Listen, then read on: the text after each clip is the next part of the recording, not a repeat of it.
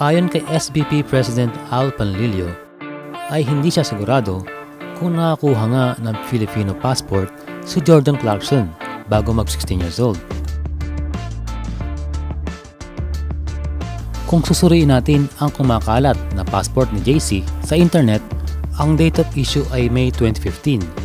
Ibig sabihin ay 23 years old na siya na makakuha ng Philippine passport. Maraming salamat sa pag-subscribe at hit nyo lang ang bell button para updated tayo sa mga bagong videos. Sa kabilang banda ay nag-tweet ang FIBA Asia at tungkol ito sa paglalaro ni Jordan Clarkson sa FIBA Asia Cup. Mukhang magandang pakinggan.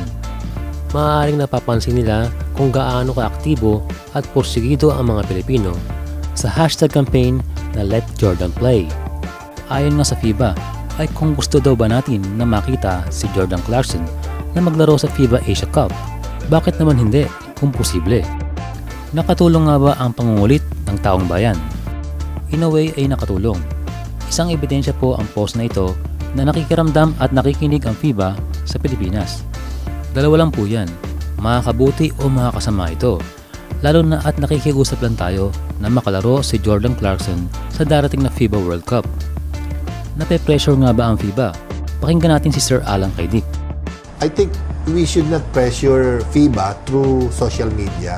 Alam mo kasi baka ma-irritate pa eh. You know what I mean? Parang it might help pero baka mas maraming sagabal pa dun sa... Ito yung mga kunyari gagawa ng hashtag Let Clarkson Play. Yeah. Tapos ite-trending natin, no? Tapos ipapabot natin sa FIBA. Yeah. For you, that's not a good idea. Yeah, in a way, kasi para sa akin, hindi naman to popularity contest na similar to the...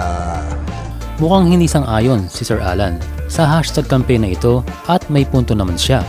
Mukha din namang imposibleng makalaro si Jordan Clarkson sa FIBA Asia Cup dahil gaganapin ito ng November. At sa panahong yun ay nagsisimula na ang bagong NBA season. Kaya mas mainam na sa World Cup na lang si Jordan Clarkson dahil mas kailangan natin siya doon at mas malapit sa katotohanang matuloy siya sa paglalaro sa Gilas. At kung magkataon ay kauna-unahan niya tong FIBA tourney maliban sa Asian Games. Again ay lagi po nating binabanggit na kailangan natin ng ibang option. At ito nga ang advice ni Sir Jerry Codinera. Just in case hindi matuloy, tuloy-tuloy pa rin yung ano niya. Yung may mga, I'm sure may mga options na siya dyan, sino ilalagay, what preparations kung wala or meron. Nandun na yan eh, kompleto na rin yan si Coach. At ayon nga kay Serbian national former Philippine coach na si Raho Turuman, 40% ang pag-asa natin makausad sa next round kung nandyan si Jordan Clarkson at 25% naman kung wala siya. Ang bottom line dito ay with or without Clarkson ay magpakita ng magandang laban ang Gilas.